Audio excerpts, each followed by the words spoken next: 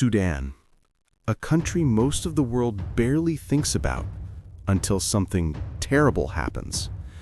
But here's the truth. Sudan isn't just some headline or some faraway conflict. It's a place where families lived, laughed, worked, dreamed, until their whole world got swallowed by a war they didn't ask for. This is the story of how one of Africa's biggest nations fell into a fight that's tearing everything apart. A fight for power, a fight for control, a fight where millions of innocent people are stuck in the middle. And somehow, almost nobody is talking about it. Sudan didn't fall apart overnight. This goes way back, long before today's generals, long before the headlines, long before social media discovered the crisis. For decades, Sudan was shaped by outside powers, cut up by borders that made no sense, and divided into groups that didn't trust each other.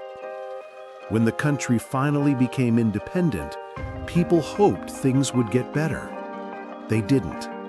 Two long, brutal civil wars exploded. North versus South, government versus rebels, and millions of innocent people caught in between.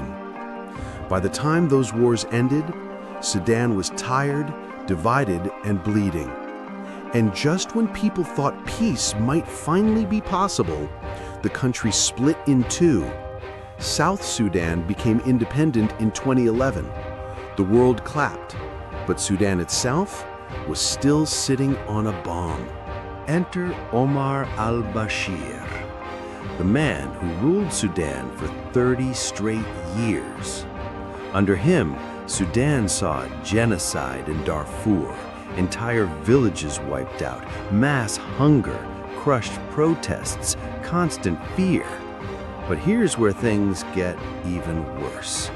To protect his own power, Bashir armed a brutal militia to fight rebels in Darfur.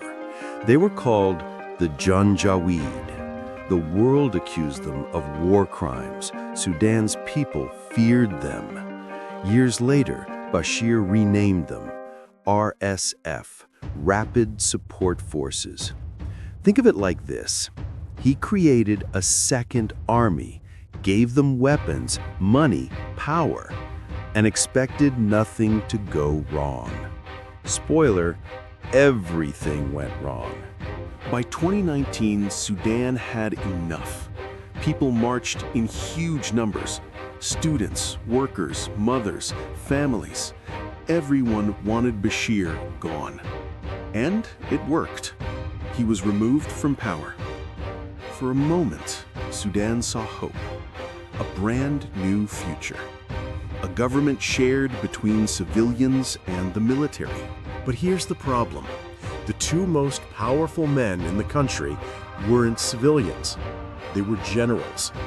General Abdel Fattah al-Burhan, leader of the Sudanese army, and General Hemeti, commander of the RSF militia. Both of them wanted Sudan. Neither of them wanted to share.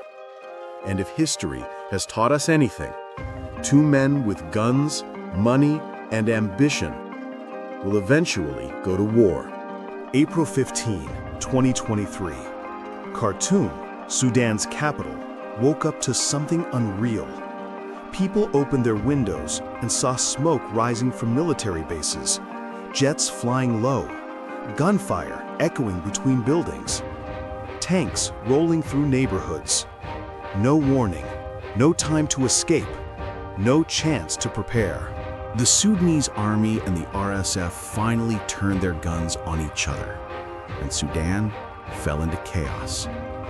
In just hours, hospitals were hit, homes burned, markets shut down, families got separated, entire neighborhoods became war zones. No one knew who was winning, but everyone knew who was losing. The people. Imagine this. One day you're buying groceries, and the next day your entire city is on fire. That's Khartoum. Street by street, the capital collapsed. ATMs stopped working. Water ran out. Electricity failed. Food disappeared. Roads were blocked by fighting. People were trapped inside their homes for days, sometimes weeks, with no way out. Families cooked the last things they had. Some survived on bread and water. Some had nothing. And everywhere you turned, there were shells of burned buildings, abandoned cars, and silence so deep it felt unreal.